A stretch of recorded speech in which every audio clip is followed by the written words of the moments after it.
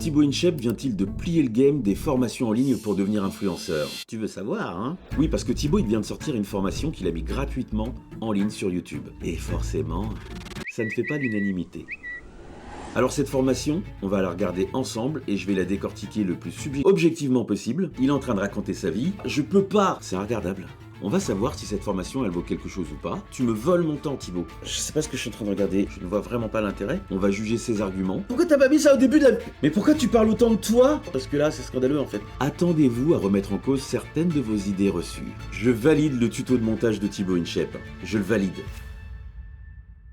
Quel matériel pour débuter? Comment on gère un bad buzz? Comment gagner de l'argent avec la création de contenu? Quels sont mes secrets pour devenir le numéro 1 sur les réseaux? Qui n'a jamais rêvé de devenir youtubeur, instagrammeur, tiktoker? Tout d'abord, bon ça commence badaboum comme ça et tout. Il nous fait une intro de vidéo YouTube. Pourquoi pas? Pourquoi pas, ça je le prends. Par contre, c'est un peu too much. On dirait que en montage, on a utilisé un peu tous les effets qu'on trouvait. Si vous me connaissez, vous savez que c'est pas forcément le style que j'apprécie. La transition où on tourne le gars comme ça et tout, extrêmement gratuite. Bof.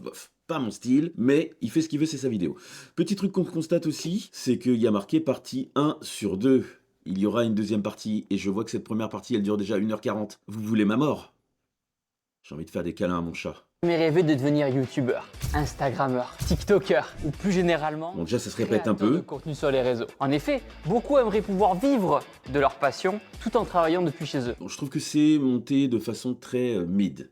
Parce qu'on a l'attirail complet, images de stock bof, et pas vraiment mises en valeur, elles sont juste posées par-dessus son speech. C'est pas de la haute qualité de montage, mais c'est pas grave. Ce qui compte, c'est le contenu. C'est-à-dire que le fond va être beaucoup plus important que la forme. Quand on fait des formations, moi j'en fais, il y a des moments, je me contente d'un face caméra à peu près propre, et puis de moi qui parle et qui montre des choses directement sur un screen. Mais comme il poste ça sur YouTube, je comprends l'intérêt. Certains diront que c'est encore une formation de plus qu'on Les peut images de trouver stock, sur quoi. Internet, faite par quelqu'un qui n'y connaît rien.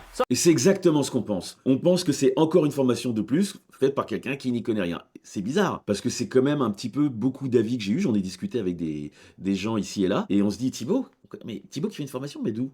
Alors qu'en fait Thibaut, c'est un très gros youtubeur, il est censé savoir de quoi il parle justement, donc moi j'admets qu'il est censé être légitime à faire ça, en fait, à dire voilà, moi j'ai percé, plus que percé, il a le plus grand nombre d'abonnés, il est à 27 millions, bah ouais, il est plutôt légitime à expliquer comment il a fait. Pour le coup, si on veut le remettre en cause, c'est pas là-dessus. Cette formation que vous allez suivre, c'est moi qui l'ai écrit de A à Z, tout seul. Personne m'a aidé. Elle est basée entièrement sur ma propre expérience que j'ai mis plus de 10 ans à acquérir. Je balance une petite pique là, on y va là. C'est pas grave s'il est plus baraque que moi. Ça se répète un peu, donc quand il dit c'est lui qui l'a écrit, je le crois. C'est pas écrit par un mec, moi je suis copywriter et machin truc. Il se répète, oui c'est moi qui l'ai écrit, personne m'a aidé, et personne m'a aidé, et personne m'a aidé. Personne ne l'a aidé. Voilà, là on est sûr. Par contre il est d'accord avec moi, il est censé être légitime, oui, let's go. Par contre ce que je trouve d'intéressant aussi, c'est qu'on a l'impression que dans la promesse, bah il y a le fait que lui il a 10 ans d'expérience. Donc on va apprendre des choses inédites. Et ouais. Comment je suis devenu le premier youtubeur de France avec plus de 20 millions d'abonnés. Mais aussi Très étrange ça. dévoiler comment je suis devenu le premier youtubeur de France avec plus de 24 millions d'abonnés. Donc ça, c'est des trucs qui ont été tournés il y a longtemps. Parce que là, actuellement, enfin il y a longtemps.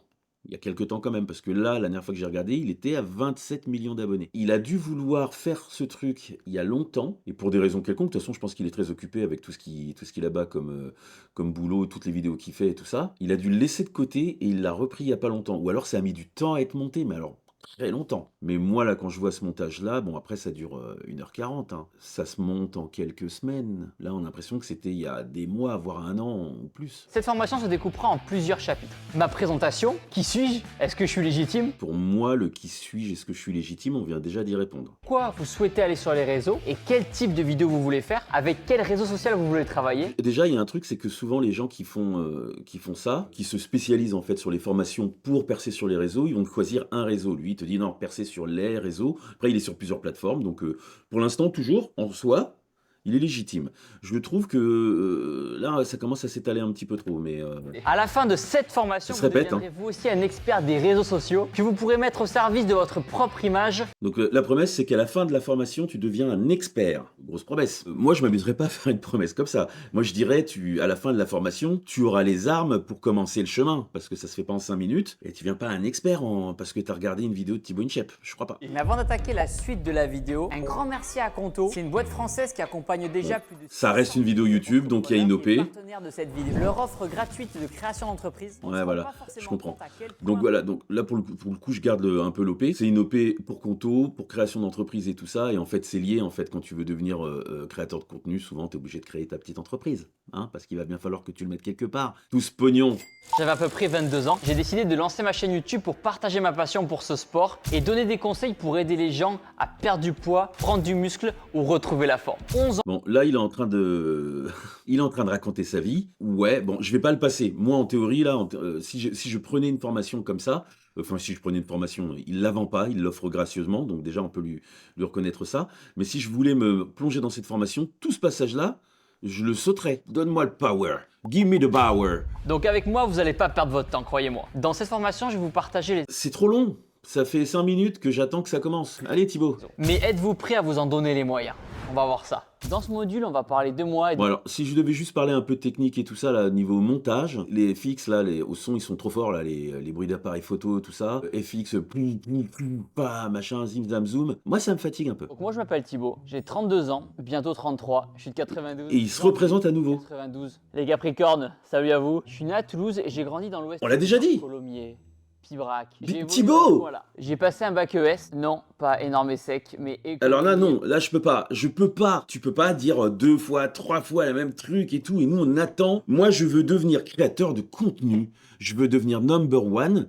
Je veux pas que tu me racontes ta vie 3 fois. Pourquoi tu fais ça? 18 000 euros de crédit à la banque. Faut vous dire que j'étais très content de les rembourser il y a pas longtemps. Au lycée, je redouble la seconde et en terminale... Je peux comprendre le truc. Il essaye de dresser un peu le tableau du bah en fait j'étais comme toi en fait au début j'avais juste rien, j'avais juste des dettes et voilà et maintenant je suis Thibaut Chef. Ça tourne en rond quand même quoi, tu pouvais le synthétiser. Il y a clairement la première présentation qui était juste avant, tu pouvais la dégager et arriver directement là parce que là J'ai grandi dans une famille avec des revenus plutôt moyens, ni pauvres ni riches. On était 5 enfants. Ouais, et il y a un autre truc à côté, la musique ça matche pas. Hein, bon, même s'il a le good mood un peu, c'est Thibaut, il est voilà, il est toujours dans son truc à jouer un peu il joue le youtubeur, c'est un youtubeur. Mais la musique là, avec le petit ton humoristique et tout, il est juste en train de raconter sa vie en fait, ça colle pas. Il n'y a pas ce soin apporté à je vais mettre une musique qui va bien apporter le truc, qui va porter le propos, et on s'en fiche. Tu mets une musique, comme ça remplit derrière et on est bien.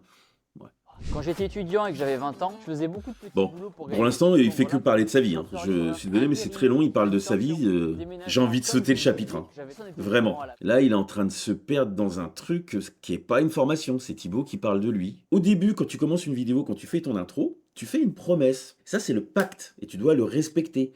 Donc là, tu m'as promis que tu allais m'apprendre ce que j'avais besoin de savoir pour devenir un expert en réseaux sociaux. Là, pour l'instant, t'es en train de me transformer en biographe de Thibaut Inchep. J'ai pas envie de devenir biographe, moi. La rigueur et la discipline de ne pas louper ses séances de sport, qu'importe son quotidien. De devoir s'entraîner même quand on part en vacances. De devoir s'entraîner même quand on sort la veille. Ok, là je commence à avoir un lien. Attention, hein. Il parle de la rigueur et tout ça, il dit voilà, je me suis mis au sport et donc j'ai appris... Mais t'avais pas besoin de raconter aussi longuement tout ça. Il veut parler de la rigueur parce que ça va être un des atouts dont t'as besoin pour devenir créateur de contenu. Mais en même temps, c'est un atout dont t'as besoin pour n'importe quel métier quasiment. Faut travailler si tu veux que ça marche, quel que soit le chemin de vie que tu choisis.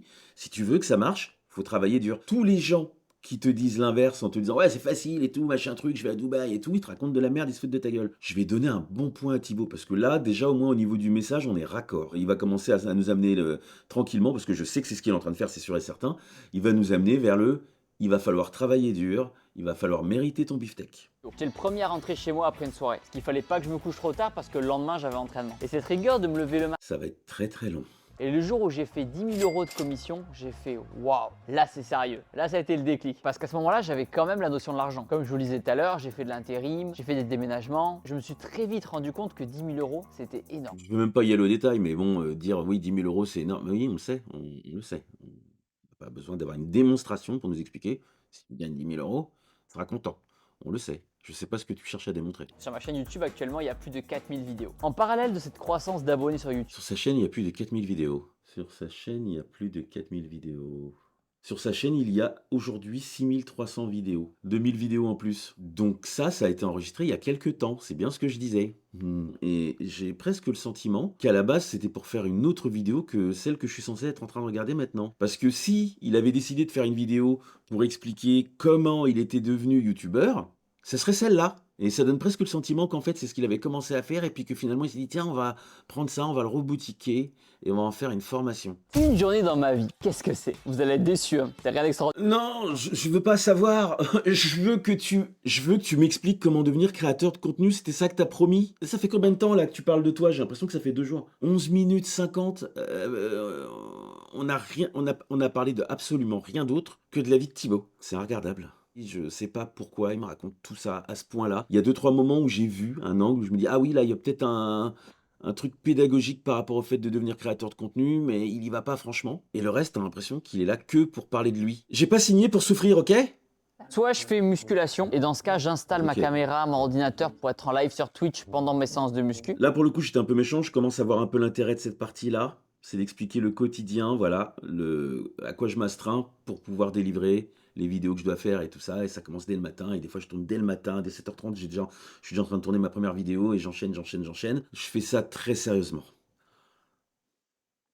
Ok. Le fait d'avoir un coach, ça permet vraiment de se repousser encore plus. Je m'en loin dans ses fiche. limites. Parce que oui, même si j'adore le sport, souvent on a tendance à rester dans sa zone de confort. Et le coach, il aime pas ça. Puis l'avantage, c'est que j'ai pas du tout à réfléchir sur la séance que je vais faire. Je mets mes chaussures, j'y vais. Jusqu'à midi, je poste 2 contenus. 2 vidéos sur Short, 2 vidéos réelles Instagram, 2 vidéos TikTok. Pourquoi j'en fais autant, me direz-vous? C'est simple. C'est que plus vous en ferez, plus il y a des chances que la vidéo que vous allez faire dans la journée va péter, va faire 1 million de vues dans la journée. Alors que si vous ne ferez que sur une vidéo et que vous la sortez et qu'elle marche pas, ben vous n'avez pas de plan B. Ça a été long. Ça pouvait être beaucoup plus court, hein. Mais on voit enfin où vous voulez en venir. En gros, il nous explique que il fait beaucoup de vidéos dans la journée en espérant que dans le lot, il y en ait une qui pète. Donc il est contre ce que moi je fais un peu plus sur ma première chaîne, le fait de faire une vidéo, de la soigner, d'en faire un petit bijou en se disant elle va être super bien, les gens ils vont kiffer, ils vont adorer la vidéo et peut-être qu'elle percera, puis si elle perce pas, je me remettrai au travail et on y va. Non, lui il fait non, tu fais de l'abattage, t'en fais plein, et puis dans le lot de temps en temps, t'en as une qui va percer.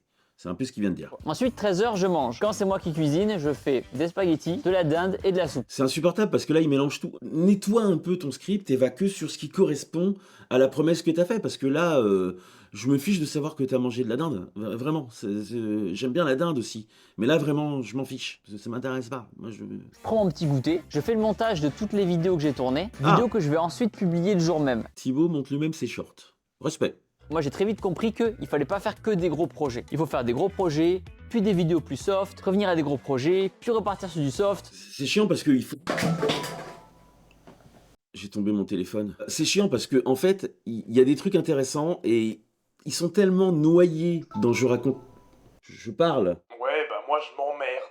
Il dit des choses intéressantes et en fait c'est tellement noyé dans je raconte ma vie qu'il faut décortiquer le truc et tout et en fait tu vas mettre 3 plombes à avoir un petit peu de connaissances à extraire. Là si je devais synthétiser, en gros il t'explique que bah voilà, il s'est astreint à un rythme qui lui permet de poster beaucoup de vidéos le midi parce qu'il a tourné dès le matin et il fait des shorts et donc du coup clairement son plan de bataille c'est de faire un maximum de shorts, donc il en fait 4-5 le matin, 4-5 l'après-midi, une fois par semaine il fait une vidéo longue et comme ça il alterne pour éviter d'être que sur des vidéos longues, que sur des projets trop gros et tout pour éviter d'exploser en plein vol. Je viens de résumer tout ça en 2 phrases, ça a pris 30 secondes. Mettons qu'il y a là-dedans, il y a des choses qui puissent être intéressantes sur le quotidien qu'il a en tant que youtubeur. Pourquoi commencer par ça? Pourquoi ça n'arrive pas plus tard dans un chapitre à part et tout ça? Là, on a l'impression que, parce que là, comme on est sous forme de une vidéo YouTube, donc on a une vidéo, donc en gros, on la prend du début. Moi, je suis pas trop fan de jongler en général et je me dis sinon, je vais rater quelque chose d'important. Donc, je prends pas le début et je me tape le truc comme si j'enchaînais plusieurs vidéos. Et là, en fait, je me dis, mais il n'y a rien d'actionnable là-dedans. Ce qui va être intéressant, c'est de se taper une partie de sa vidéo, une partie de sa formation, d'avoir des choses actionnables dedans et de commencer tout de suite à faire des choses. Là, pour l'instant, t'es en train de me voler mon temps, en fait. Tu me voles mon temps, Thibaut. Rends-moi mon temps. Comment on s'arrange? Aujourd'hui, j'ai une monteuse très douée, très talentueuse, qui travaille sur les vidéos YouTube format horizontal. Donc, par contre, c'est pas lui qui monte les formats horizontaux. Ça m'étonne pas. C'est un peu plus du vrai montage. Monter ses shorts soi-même et tout, je comprends. Comme ça, il perd pas de temps, il n'a pas besoin de briefer quelqu'un. Je parle même pas de la petite économie qu'il doit faire, mais bon, je pense pas qu'il ait des revenus qui fassent qu'il a besoin de faire des économies forcément là-dessus. Je pense qu'il monte parce que c'est plus rapide si c'est lui qui le fait. C'est que j'essaie de pas être piégé par les réseaux sociaux. J'essaie de les utiliser, mais que eux ne m'utilisent pas. Dans le sens où quand je regarde des vidéos TikTok, des shorts ou des réels, je me dis tiens, cette blague elle est intéressante, comment je pourrais la détourner pour en faire moi une blague dans mon univers de la muscu et du fitness? Ça, c'est ni bien ni pas bien, je vais même pas avoir de jugement là-dessus, parce que quoi qu'il arrive, quoi qu'on fasse, on s'inspire de choses qu'on a déjà vues avant, et on réinvente pas la poudre à chaque fois, c'est pas vrai. Donc là, il le fait sciemment, il se dit, bah tiens, je vais regarder des trucs qui ont marché, et puis ça, ça a l'air sympa comme blague ou comme truc et tout. Si je le fais en salle de muscu, je le mets dans mon univers à moi, ça me fait un short vite fait, tic-tac, et voilà, pourquoi pas. Plus vous allez faire de vidéos, plus il y a de chances qu'il y en ait une qui marche bien et qui sorte du lot. C'est comme si vous allez pêcher. Si vous avez une canne à pêche, vous avez une chance d'attraper un poisson. Et si vous avez 10 cannes à pêche, vous avez 10 fois plus de chances de choper un gros poisson. Si tu vas à la pêche, tu vois, si tu sais pêcher, si tu connais les bons coins, si tu sais comment faire de l'amorce correctement, tu vas attraper les poissons. Et ça sera pas de la chance. Les mecs qui arrivent avec 25 cannes à pêche comme ça sur le bord et qui pointent comme ça et machin, c'est soit des braconniers, soit des amateurs absolus qui sont pas là pour le truc et qui disent si je mets 200 cannes à pêche, je vais bien avoir un poisson quand même. C'est l'inverse de la maîtrise en fait. L'inverse de l'expert.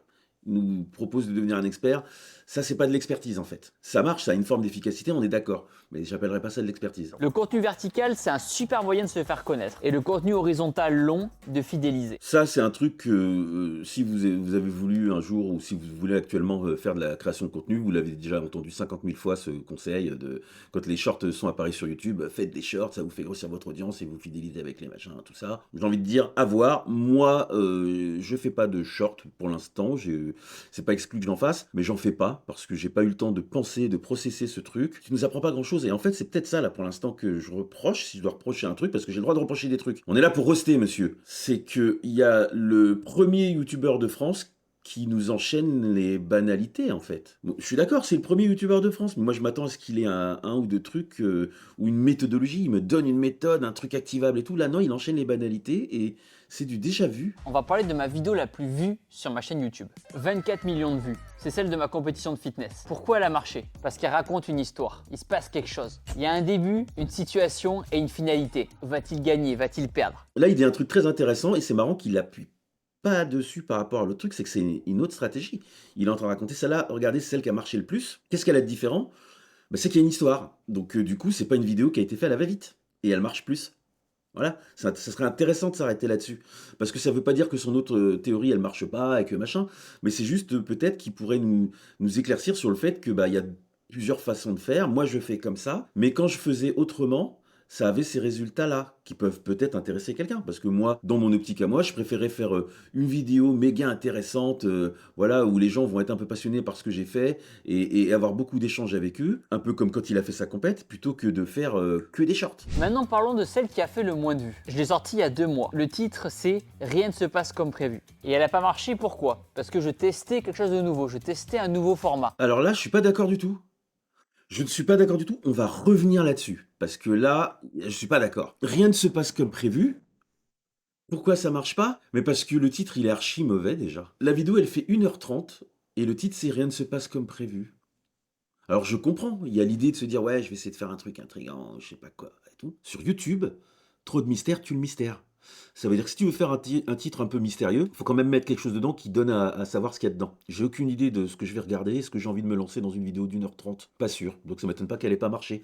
Alors que l'autre, on peut regarder. Celle-là, elle marche, pourquoi? Parce qu'elle dit, je gagne ma compétition de fitness. Elle dure 25 minutes, et donc on sait ce qu'on va regarder, et on se dit, tiens, j'ai bien envie de voir Thibaut InShape gagner une compétition de fitness, parce qu'on va se demander comment il a fait. Comment ça s'est passé? Pourquoi pas? Ça, c'est un truc qu'il pourrait appuyer, par exemple. Le fait que, sur les réseaux, le fait de bien titrer sa vidéo et de faire une miniature qui soit lisible. Là, la miniature, elle est lisible.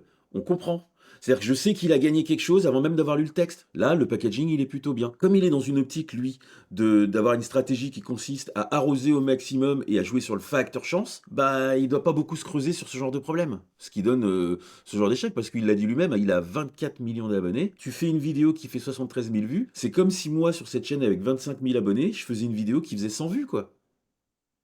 Elle a pas marché. C'est un maxi flop intergalactique. Je voulais me challenger et créer un format différent, sans cut, sans zoom, sans montage. Dans cette vidéo, je fais donc une séance de muscu classique. Et je peux expliquer le fait qu'elle ait fait beaucoup moins de vues que ma moyenne habituelle, juste par rapport au format, parce qu'il n'y a pas de cut. Non, ça c'est faux, c'est pas le format Samsulek, des millions d'abonnés, des vidéos sans cut, sans montage. Le format en lui-même n'est pas le problème. Il y a des tas de gens qui regardent des choses très peu monté, voire pas monté du tout. Ce truc un peu sur YouTube de place en vérité absolue qu'il faut faire du retention editing parce que c'est ça qui va marcher et tout, c'est pas vrai. C'est vrai pour un certain type de contenu, pour un certain type de niche. Mais c'est pas vrai dans l'absolu, parce qu'il y a plein de types de publics sur YouTube. Moi, un truc monté comme ça, bam bam bam, des effets partout et machin, ça me gonfle. Moi, je regarde pas ça sur YouTube. Alors, je suis un peu plus vieux, peut-être que c'est à cause de ça. Peut-être c'est ça. Ouais. Avant, j'aimais bien les trucs qui bastonnent, tout ça, quoi. Après, malheureusement, des fois, quand je sors une vidéo, ça marche, des fois, ça marche pas, et on sait pas trop pourquoi. Ça, c'est vrai. Il y a des fois où tu fais le perfect, t'as tout fait, hein. T'as fait le super montage comme il faut, t'as bien titré, t'as machin, tout. T'as l'impression que t'as vraiment réussi, tout nickel, et ta vidéo marche pas. Et je pense que ça vient du fait qu'il y a des sujets qui marchent moins. Et que c'est tout. Donc par moment, tu as choisi un sujet qui est voué à ne pas marcher. Comme ça. Mais quand on a respecté le hook, le dynamisme, le storytelling, l'accroche, et que pourtant la vidéo ne marche pas, Là, il y a un petit truc qui me titille, c'est que je me dis, bon, c'est censé être une formation. Et là, il nous annonce des trucs, le hook, le machin, il nous en a jamais vraiment parlé. Il nous a pas expliqué ce que c'est. Il nous a pas dit comment on devait le faire. Où est la formation? Là, tu as des portes d'entrée exprès pour expliquer le hook. Tu vas expliquer c'est quoi un hook et pourquoi c'est important. En quoi ça consiste, comment tu le fabriques. Mais moi, depuis le début, j'ai quand même le sentiment que ta vidéo là, elle s'adresse à des gens qui débutent ou qui vont débuter ou qui voudraient se lancer et qui donc s'y connaissent pas. Et peut-être qu'ils savent pas c'est quoi un hook. Et c'est une formation. Donc tu devrais leur apprendre c'est quoi un hook. Tu devrais pas partir du principe qu'ils le savent déjà. Et en sachant quand tu dis quand on a respecté le hook, le dynamisme, le storytelling, l'accroche, c'est le hook.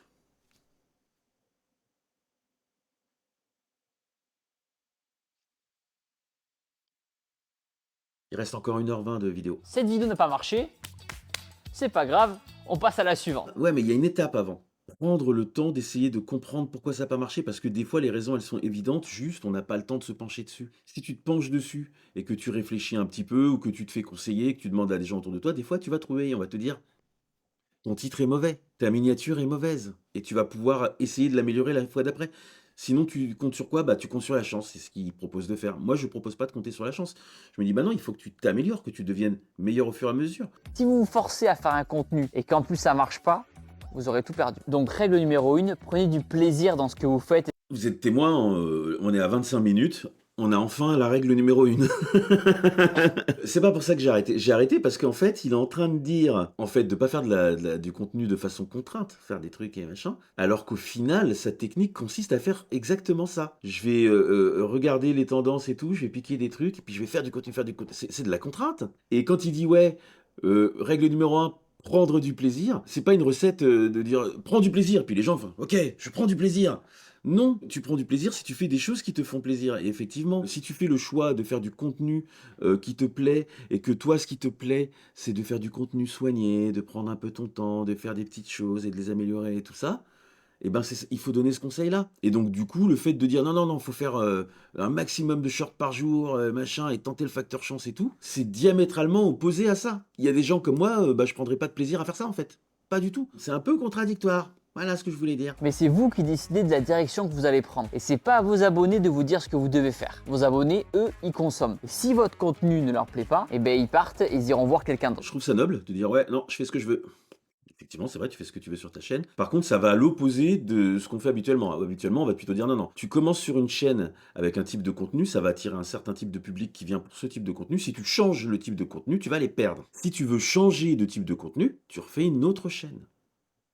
Et c'est ce qu'il fait en plus au final, parce que quand il s'est remis à faire de la muscu, il a créé une chaîne exprès pour ça. Donc il y a un moment, il a fait le choix stratégique d'en avoir rien à foutre et tout ça. Sa chaîne, elle s'est pas écroulée et tout ça, mais ça peut expliquer pourquoi ses formats longs, ils marchent pas. Quand je vois les vues qu'il fait sur ses formats longs, c'est pas exceptionnel par rapport à son nombre d'abonnés, alors qu'autrefois, il faisait quand même plus de vues que ça sur les formats longs. Donc il y a bien un truc qui a changé, c'est qu'il y a une partie de son audience qui est partie. Un truc qui peut être intéressant, c'est que si vous décidez de sortir de votre niche, c'est de créer pourquoi pas une chaîne secondaire. Et en créant une chaîne... Voilà, donc là il se contredit par rapport à ce qu'il disait avant. Le problème là pour moi, c'est pas le fait qu'il soit parti un peu dans toutes les directions, c'est le fait qu'en montage, on n'ait pas réordonné tout ça de façon à ce que ça fasse sens et que ce soit... Parce que là, du coup, on se retrouve avec deux conseils qui sont contradictoires, et on est humain, on peut se contredire des fois quand on dit des trucs, parce que lui il donne un conseil qui dit « Ouais, fais une chaîne secondaire, mais moi c'est pas ce que j'ai fait, parce que moi je fais ce que je veux. » Donc on peut le séparer, pourquoi pas, c'est pas un problème en fait. Mais il faut que ce soit clair, et là ça ne l'est pas. Il y a un coup, il dit ouais, si tu as envie de changer ton contenu, c'est toi le patron, tu fais ce que tu veux, tu changes ton contenu. Puis après il dit ouais, en fait si tu veux changer de contenu, fais une chaîne secondaire. Ça va pas ensemble. Mais franchement, pour tous les débutants qui vont me regarder, la caméra la plus intéressante, c'est votre... Ah! Alors là, il y a 2 trucs. Il valide ce que je pense depuis le début, il s'adresse aux débutants, mais bon, c'était logique, hein, mais là, c'est assumé. Tu es débutant, donc c'est pour ça qu'il y a certaines des critiques que j'ai faites, elles sont valables. Là, on commence à rentrer sur, voilà, si tu veux filmer, tu as ton téléphone, il y a déjà une caméra dedans, tu peux commencer sans t'acheter de matériel. Et ça, c'est important, parce que c'est vrai. Comme de toute façon, tes premières vidéos, elles vont flopper, tu t'en fiches. T'as pas besoin, si t'as pas de micro, si t'as pas de truc et tout ça, filme, fais des vidéos, apprends à faire de la vidéo, poste, apprends à poster, casse un petit peu cette petite barrière là que tu as, cette petite peur de poster, le jugement des gens et tout ça, casse ce truc en postant tes premières vidéos. Et ensuite, petit à petit, quand ça va commencer à prendre, tu vas commencer à améliorer ça. Tu vas t'acheter un micro, tu vas t'acheter une caméra, tu vas t'acheter un peu de lumière. Mais dans un premier temps, pas besoin de tout ça.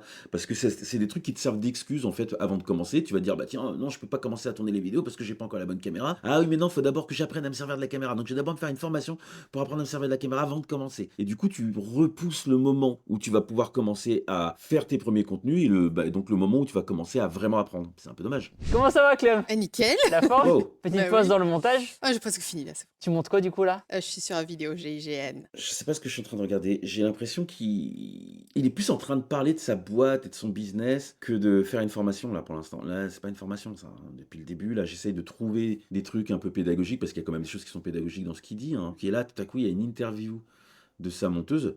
Ça peut être intéressant, hein. J'ai l'impression qu'il part dans plein de directions. À la base, il est en train d'apprendre aux gens à devenir créateurs de contenu. Vu comment il en parle, il essaye de leur expliquer comment faire seul les choses. Et t'as coup paf, ah ouais, puis sinon à un moment il faut que tu prennes une monteuse quand même. Mais ils ont même pas encore sorti une seule vidéo là pour l'instant, là, on vient de...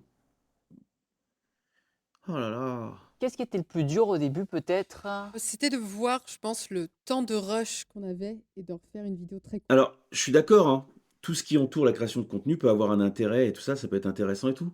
Mais plus tard, en bonus ou alors à des moments comme ça, d'abord tu nous donnes des trucs, on est dedans et tout, puis pour aérer, tu mets une interview comme ça pour qu'on connaisse un peu le microcosme et tout ça. Ok, je peux l'acheter. Mais là, en fait, pour de vrai, je suis encore en train d'attendre que la formation, elle commence.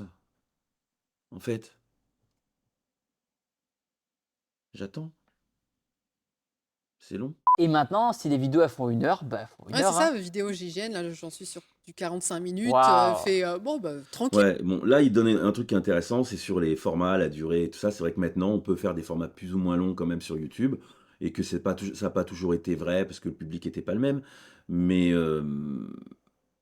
apprends-moi des trucs, quoi, vraiment. Chercher des illustrations, Ouais. ça a pris beaucoup de temps. Chercher les musiques, ça prenait beaucoup de temps aussi. Il y a quand même des choses, un minimum, c'est que bah oui, tu fais des vidéos, il va falloir que tu aies des musiques, les musiques, il va falloir que tu aies une bibliothèque et tout. Par contre, il explique pas pourquoi. Là, on a l'impression que oui, on a pris le truc parce que comme ça on cherchait moins longtemps et tout. C'est pas ça la problématique. La problématique, c'est que tu dois nous apprendre des choses sur la création de contenu.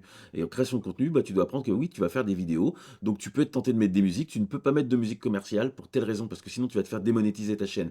Tu vas te faire striker des vidéos. La solution, c'est d'aller prendre de la musique de stock. Et la musique de stock, tu peux en avoir de la gratuite ici, ici, ici et ici. Ou alors, tu peux aller sur tel catalogue, parce que moi, je suis sur Envato. Et d'ailleurs, moi aussi, je suis sur Envato, hein. Et si vous regardez bien, il y a des trucs sur Envato. Bon, moi, je trouve que là, les musiques que eux, ils utilisent, elles sont...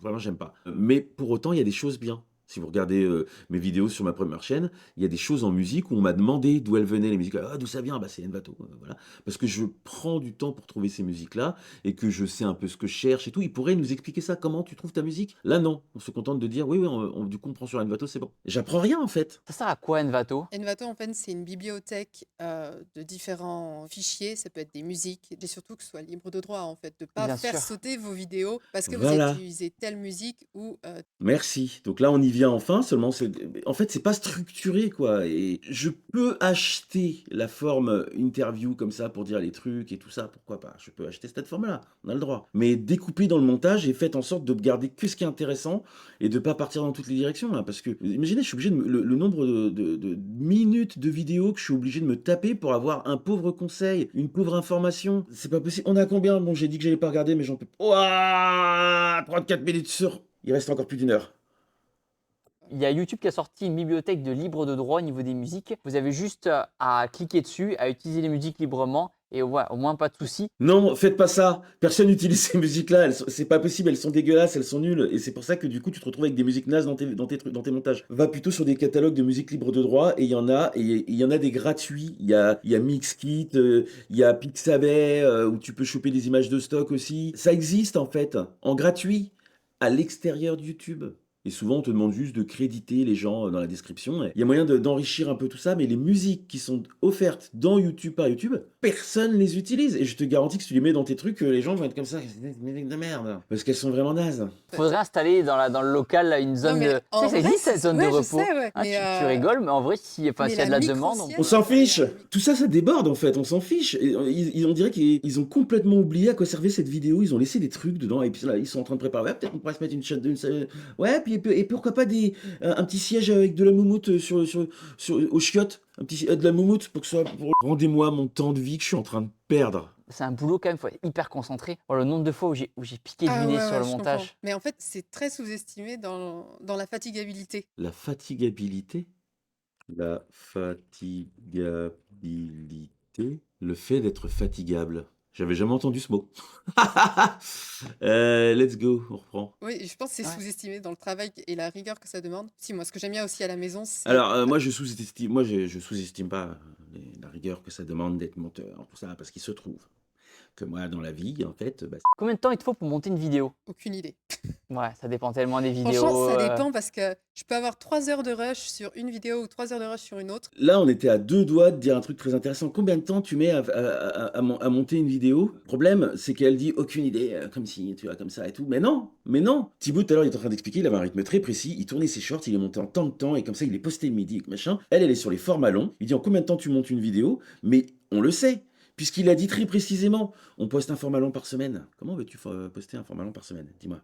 Combien de temps tu vas pour monter? Bah, t'as une semaine. Voilà comment ça se passe. Donc, du coup, combien de temps tu mets à monter? T'as une semaine. En fonction du type de projet, parce que les vidéos format long, elles demandent pas tous les mêmes efforts, elles font pas toutes la même durée. Donc, peut-être que par moment, tu vas avoir besoin de 2 jours, par moment, tu vas avoir besoin de 3 jours, et par moment, tu vas avoir besoin de 5 jours. Mais tu as une semaine. Il pourrait donner cette information, plutôt que de dire, oh, je sais pas, c'est comme ci, comme ça, et tout. Je croyais qu'il fallait de la rigueur. C'est pas très rigoureux, ça. Non, ça, c'est pas rigoureux. On avait dit la rigueur, c'est pas rigoureux. Je sais jamais à l'avance combien de temps ça va me prendre et aussi combien la vidéo va faire à la fin. Je vais juste revenir là-dessus parce que ça, c'est pas vrai. Pour le coup, non, je ne suis pas d'accord. Tu peux décider combien de temps on va faire la vidéo. Moi, je bosse en documentaire. On va me ramener, je sais pas, moi, 4 Tera de rush. On va me dire c'est un documentaire de 52 minutes. Je ferai 52 minutes. Quand elle dit oui, ça dépend de la vidéo, tout, c'est parce que c'est un choix de leur part. C'est un choix qu'on peut faire quand on est sur les réseaux parce qu'on n'a pas cette contrainte, cette obligation. Donc, du coup, tu peux dire, bah voilà, la vidéo, elle fera la durée qu'elle fera parce qu'on s'en fiche et tout ça. C'est ce que je fais dans les roastings. Hein. Si vous regardez bien les durées des roastings, elles varient. C'est en fonction d'eux. Par contre, si je voulais que tous les roastings ils fassent 25 minutes, ils feraient 25 minutes. C'est un choix.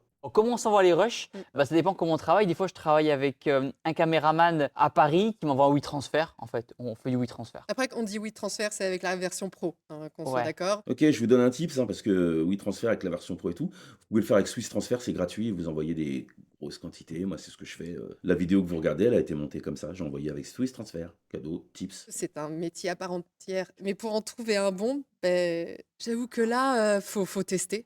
Faut tester, ouais. Faux, à moitié faux. Si tu veux un bon monteur, il va falloir que tu testes, mais tu vas pas tester comme ça, je teste, machin. Non, demande autour de toi, tu as des gens qui emploient sans doute des monteurs et qu'ils vont te recommander quelqu'un. Déjà, on fonctionne comme ça. Et ce quelqu'un, il te connaît pas, il sait pas ce que tu aimes, il y a 3 milliards de façons de monter les choses, ne t'attends pas à ce que d'un coup de baguette magique, ce soit un bon monteur pour toi. Il va falloir qu'il apprenne, il va falloir que tu lui enseignes ce que tu aimes, ce que tu n'aimes pas, ce que tu cherches à faire. C'est ce que je fais avec les monteurs que j'emploie sur cette chaîne. Tu te retrouveras après à avoir des monteurs qui satisfont complètement tes demandes. Mais en fait, si tu veux un bon monteur, il faut que tu te le formes. Ça s'apprend aussi. Même moi, j'ai vu que sur 5 ans, je suis pas la Ouais, même t'as évolué, monteuse bien qu'il y sûr, a il y a 5 ouais. ans, donc ça va dépendre de vos besoins. Mais Quels Allez. sont mes secrets pour devenir le numéro 1 sur les réseaux? Ce que vous attendiez tous. Déjà, premier Oui, point, je vous oui, dirai c'est ce cinq qu'on tips attend. sur le Oui, 43 minutes. 43 minutes, oui, c'est ce qu'on attend. Me déçois pas.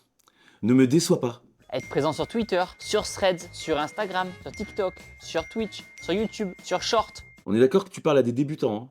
Ils ont encore rien fait, tu leur dis, il faut être partout. Ils vont se péter les dents dessus. C'est comme quand tu fais du sport, tu commences petit à petit, là, quand t'as 6 ans, tu cours entre les plots, tout ça, machin, et ensuite tu seras capable de tenir physiquement la durée d'un match. J'ai pas 24 millions ou 26 ou 27 millions d'abonnés, mais je suis pas d'accord, et là je suis sûr que j'ai raison. Si vous suivez ce conseil-là, vous allez exploser en plein vol. Ne suivez pas ce conseil. Et que quand vous postez une vidéo sur un réseau social, vous la postez aussi sur Short, aussi sur TikTok, aussi sur Threads, sur Instagram Reels. Et là, vous allez me dire, ouais, mais bon, tu vois, c'est la même vidéo qu'on reposte. Mais chaque plateforme a un fonctionnement différent, une façon de titrer différente, un truc différent, tatati tatata. Et en fait, tous ces trucs-là, c'est de la charge mentale. Quand tu auras reposté sur 5 ou 6 réseaux différents la même vidéo, qu'il faudra que tu recommences avec une autre vidéo sur 5 ou 6 trucs, et qu'il faudra que tu la titres, que tu mettes les trucs et tout, même si tu le fais avec des copier-coller, même si tu fais le truc, c'est de la charge mentale. Et tout ce truc, en plus de créer, en plus de tourner, de monter, tout ça, il faut que ça vienne progressivement en fait. Il faut pas que tu commences avec tout ça d'entrée. Tu vas exploser en plein vol.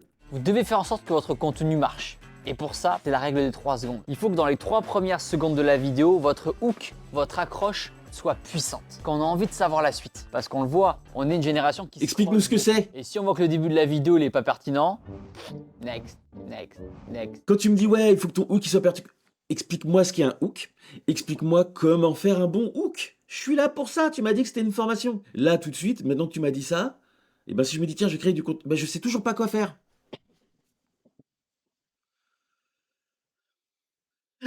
Du coup, vous allez me poser la question, Thibaut, comment avoir de l'engagement? Comment avoir une communauté qui est prête à tout sacrifier pour son créateur ou sa marque? Faire quand même attention comment tu me dis, comment avoir des gens qui sont prêts à tout sacrifier. Tu parles de nous, on est en train de regarder. Moi, je vais pas tout sacrifier du tout pour le créateur de ma marque, c'est pas vrai. Je veux bien filer un coup de pouce. Mais tout sacrifier? T'as pas la tête? Tu vas pas essayer de prendre tout le pognon des gens et tout ce qu'ils ont dans leur vie pour toi. Et en plus, je pense sincèrement que c'est pas du tout ce qu'il pense. Il a juste dit ça comme ça parce que c'est une formule de phrase. T'es pas en train de monter une secte en fait. Un des buts de la création de contenu, ça va être de pouvoir vendre des produits dérivés aux gens, comme moi par exemple, je vends une formation, ou leur vendre des casquettes ou des mugs ou ce que tu veux, de réussir à monétiser, comme on dit, ton audience. Pour autant, t'es pas là pour leur faire les poches quoi. Augmenter son engagement, c'est aussi surfer sur les tendances. Là, c'est plus technique et il faut être à l'affût. Il y a aussi des trends où il y a écrit POV, Point of View. Oui, effectivement, si c'est les Jeux Olympiques et que tu fais du contenu sport et que tu te mets à parler des Jeux Olympiques, bah tu vas être pris dans cette tendance et tu risques de faire plus de vues sur cette période-là. Oui, c'est logique et c'est intéressant de le dire. Par contre, ce qu'il ne dit pas pour l'instant, on va voir s'il revient dessus,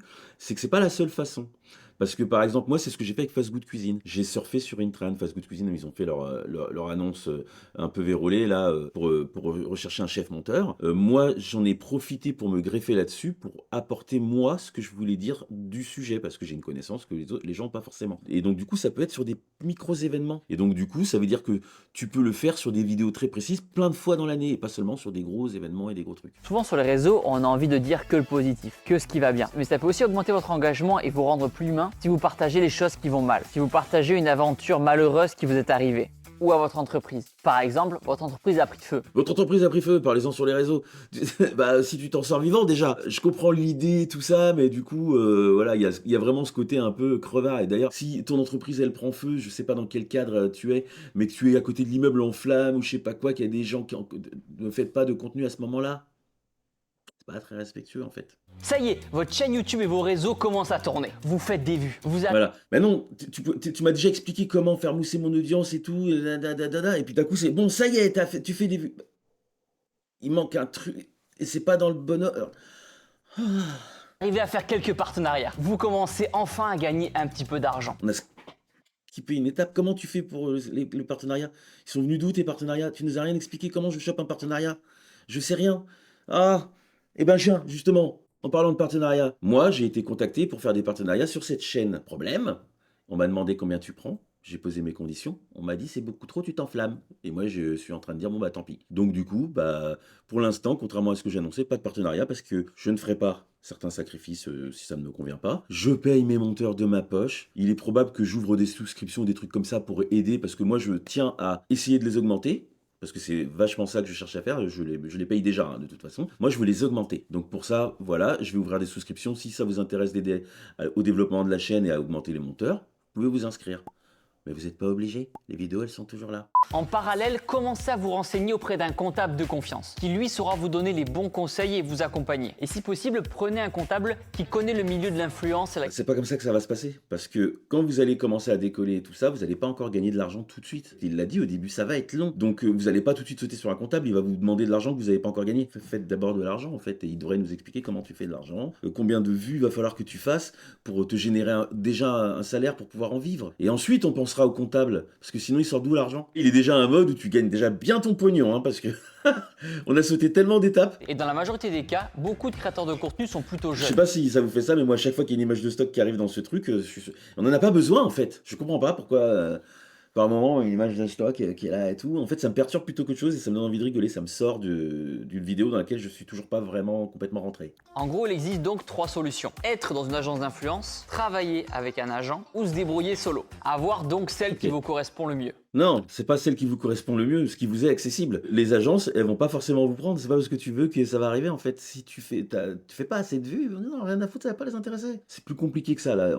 Encore une fois, on est trop à la surface quoi. Trop à la surface. Je vais vous présenter une personne que vous n'avez jamais vue, jamais entendue sur aucun de mes réseaux. Mon père, qui est aussi mon agent. Ça veut dire quoi agent? Agent de youtubeur. Pourquoi avoir mis autant de temps à nous expliquer ce qu'était un agent et tout ça, une agence, comment ça fonctionnait et tout ça, si tu vas nous refaire la même chose avec ton père derrière? Il aurait dû juste faire une petite intro pour ça, en fait. Pour dire, voilà, à un moment ou à un autre, vous allez peut-être avoir besoin de faire des opérations et tout ça. Comment ça se passe de faire une opération? Bah justement, on va voir avec mon père qui est mon agent, et puis là, on rentre là-dedans, et puis lui, il explique les choses. Ça fait remplissage, quoi. 1h40 de remplissage. Et après, il y a encore une vidéo de 2 heures. Mais je vais regarder jusqu'au bout. Pourquoi et comment tu as franchi le cap de travailler dans l'entreprise avec moi? Est-ce que ça a été dur au début? Est-ce que ça a été de suite, ça a été hyper facile? Alors, il faut dire qu'en fait, Je m'en fiche! Même Thibaut, il a l'air de s'en foutre.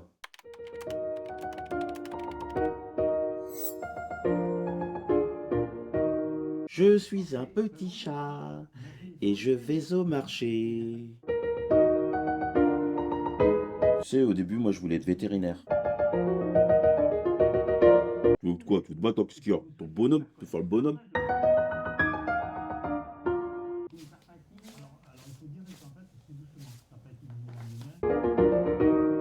I want to die. L'avantage de collaborer avec un créateur de contenu, ça va être de bénéficier de sa notoriété, de son audience. Comme Nike avec Michael Jordan par exemple, ou comme Adidas avec Kanye West. Et si vous êtes créateur de contenu, ça peut être un featuring tout simple entre 2 youtubeurs ou 2 Instagram. Bah oui, mais c'est de ça dont il faut que tu parles, parce que là, tout de suite, je vais pas être Michael Jordan qui fait un contrat avec Nike. Ça va pas arriver. En fait, il faut que tu te soucies de savoir à qui tu t'adresses, parce que là, ça part dans tellement de directions. Et je redis, il y a des trucs qui sont intéressants, hein, mais pas pour l'audience que tu es censé avoir attiré avec cette annonce de formation, en fait. L'interview avec le père qui dure pendant, je sais pas, 20 minutes, je sais même plus, une demi-heure, j'ai l'impression que c'était interminable. Je ne vois vraiment pas l'intérêt. Mais en plus de ça, tu t'éloignes des personnes à qui tu étais censé être en train de parler, en fait. J'accepte pas la proposition de cette vidéo. J'ai presque hâte de voir ce qu'il y a dans la seconde. Il fait mieux le taf que tellement de Golio que j'ai vu. Putain, c'est 1000 fois mieux. Je suis sur le cul. Parce que là, tout ce que j'ai vu là, à part quelques conseils génériques que n'importe qui d'autre aurait pu donner, je vois pas l'intérêt de tout ce que je me suis pris là, de perdre 1h40, là, je vois pas l'intérêt. Je préfère vous rassurer et être honnête avec vous,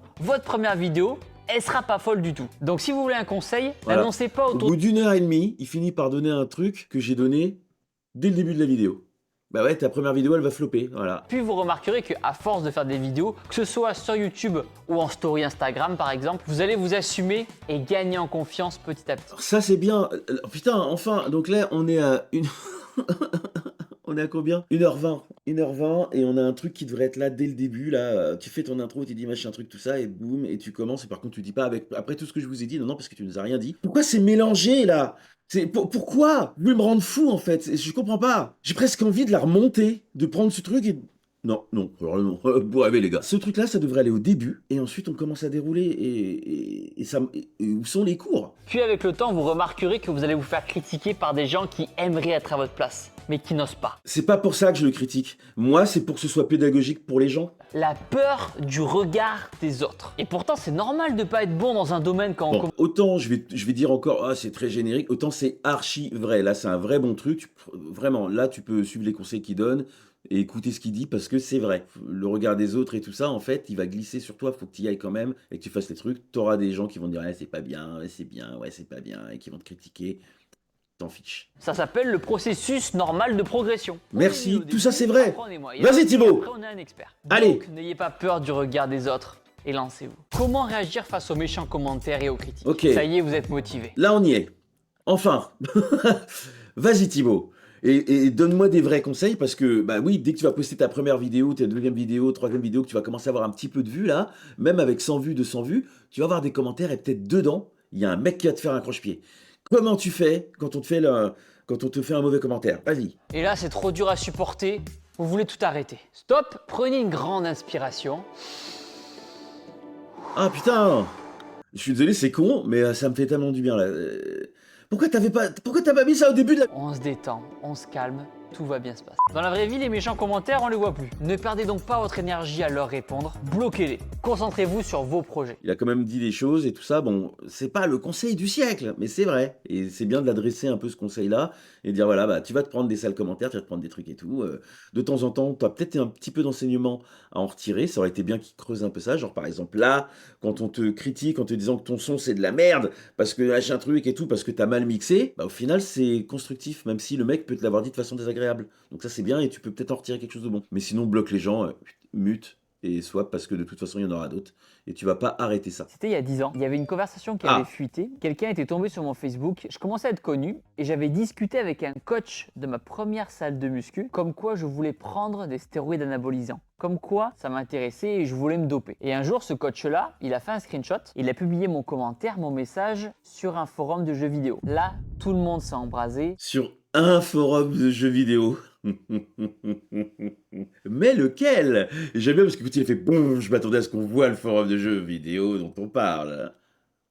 Et vous avez tous compris duquel on parle.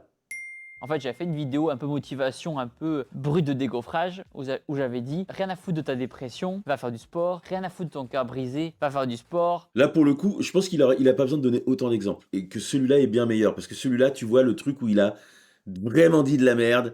Et même toi, là, tu te dis, c'est normal que ça lui soit tombé sur la gueule. Et là, tu vois, il est en train de te le décrypter, t'expliquer, bon, bah voilà, fais de la merde, et voilà comment on fait. Dans un autre contexte, j'avais fait une vidéo sur le SNU, le Service National Universel. J'avais été en Guyane avec Gabriel Attal. C'est dommage parce que là, cette partie-là, elle est parasitée par le problème qu'il y a dans tout le début. C'est qu'il parle trop de lui. Il est trop sur... Donne la connaissance. Tu nous as expliqué, voilà, j'ai fait tel bad buzz, voilà comment j'ai réagi, c'était la bonne chose et tout ça, parce qu'il faut réagir à ton bad buzz. Il faut pas faire l'autruche, il faut pas machin. Donne le conseil, rationalise le truc. Là, tu me redonnes une anecdote et tout, et à la fin, tu m'auras tellement noyé le poisson que... Oui, donc du coup, je fais quoi si ça m'arrive? Si vous ou votre marque commencez à recevoir beaucoup de commentaires négatifs, au départ n'y répondez plus, puis si vous voyez que ça commence à péter de plus en plus, Et puis, par pareil, exemple... il y a une sorte de confusion. Il vient de nous dire vous et votre marque, parce qu'il parle du fait du personnel branding, en fait, de soi-même devenir une marque, en fait. Mais tout à l'heure, quand il parlait de marque, il parlait de clients qui viennent pour des sponsors et des trucs comme ça. Et en fait, comme il n'a pas bien tracé la ligne dans le sol et puis qu'il s'est mis à en parler de toute façon, je ne sais pas pourquoi on a déjà parlé des sponsors au stade où on en est, et ben on comprend plus rien. Il nous a pas expliqué, voilà, quand tu fais de la création de contenu, et ben en fait, tu fais du personal branding, tu es en train de devenir ta propre marque, et donc à cause de ça, il va falloir que tu fasses attention à ce que tu dis, à ce que tu fais et tout, parce que si tu égratines ta marque, ça peut te porter préjudice. D'autant plus, comme je vous le disais, qu'on est aujourd'hui en 2024, bientôt 2025, au moment où je tourne la vidéo. Voilà, et on a la date maintenant. Donc du coup... Il y a une grosse partie de la vidéo, parce que quand il est habillé comme ça, c'est quand même un truc assez récurrent qui revient et tout ça. On est en 2024. Et là, on est en train d'arriver en 2026. Donc du coup, la vidéo, là, elle a plus d'1 an. Je suis presque certain que c'était un truc qui était tourné pour autre chose. Ou alors, vraiment, c'est dans sa conception, c'est ça, une formation, quoi. Mais là, c'est pas une formation, en fait. Hein. Le plus important, juste, c'est de ne pas réagir trop à chaud. Mais ne tardez pas non plus. Prenez le temps d'analyser ce qui se passe, qu'on vous reproche, cool. et faites une réponse construite. Parce que si votre réponse n'est pas bien construite, comme les gens vont vouloir lire votre réponse, on risque de vous le reprocher. Là, c'est bien. Faut enlever les moments où ça zigzague et tout, mais là, c'est bien. Ok, t'as fait un bad buzz, exemple de bad buzz, t'as mis trop d'exemples, hein, fallait en mettre beaucoup moins. T'as fait un bad buzz, tu t'es pris les pieds dans le tapis et tout, comment tu réagis, voilà, boum, boum, boum, et à la fin, tu reviens en disant, donc, les conseils que je vous ai donnés, c'est ça, ça, ça et ça. Et là, on est dans une démarche pédagogique. Ça, c'est un bout de truc que, là, c'est une partie qui pour moi, est une formation et qui peut être dans une formation. C'est pas suffisant, hein. Il manque encore le socle essentiel du comment je fabrique du contenu. La base. Mais on est dans un truc qui a un vrai intérêt. Je veux partir 2 semaines en vacances, je peux le faire. Je veux acheter un ordinateur parce que c'est important pour mon boulot, je le fais. Puis au-delà de ça, je me dis que à la fin de ma vie, je serais content d'avoir mis ma pierre à l'édifice dans le monde du sport en France et dans le monde maintenant. Mais pourquoi tu parles autant de toi? Il y a peut-être un truc pédagogique j'ai qu'à en retirer, c'est que devenir créateur de contenu, c'est aussi une sorte de façon de se mettre soi-même en avant, parce que là, il parle pas du tout de faire des faceless ou des trucs comme ça, il parle vraiment de se montrer. Bah, il faut avoir un tempérament fait pour ça, et lui, a priori, il aime bien se mettre en avant et parler de lui. Moi aussi, en même temps. Moi aussi, j'aime bien parler de moi. Non, j'aime bien parler tout court, en fait. Je parle pas spécialement beaucoup de moi. Quelle va être la suite maintenant de l'aventure pour moi? Là, on va sortir une nouvelle gamme de vêtements. Voilà. Pourquoi il parle... Quelle va être la suite de l'aventure? Cette vidéo, elle a pas choisi ce qu'elle était. Soit c'est une vidéo sur moi, Thibaut, ma vie, mon combat, soit c'est une formation sur comment tu vas devenir comme moi. Ah! L'application à s'occuper et à développer. Continuer de développer la marque de compléments alimentaires. Relancer la marque de vêtements. Lancer ces formations-là. Et il a dit lancer ces formations-là. Thibaut, à un moment, il s'est dit, je vais me lancer dans les formations et je vais en faire plein. Et pour une raison quelconque, finalement, il le fait pas. Il s'est dit... On va reboutiquer, on va faire une vidéo pour YouTube et on va le balancer comme ça. C'est pour ça qu'elle est aussi bizarre, cette formation. Ça a l'air d'être un truc un peu gloubi-boulga et elle a pas de forme. Il a raison de se dire, bah tiens, on a ça qui est là, autant en faire quelque chose, peut-être autant le donner aux gens généreusement et tout, cool. Mais par contre, ça manque d'un énorme travail de fond pour réorganiser tout ça et en faire un truc très ciblé et dire, bah tiens, il y a une partie, clac, deviens créateur de contenu, une partie, tiens, clac, maintenant gère le business et que ce soit séquencé en fait. Et là, ça l'est pas. Du coup, on comprend pas où ça va, je suis certain. Et si tu vois la vidéo, je veux bien que tu me répondes.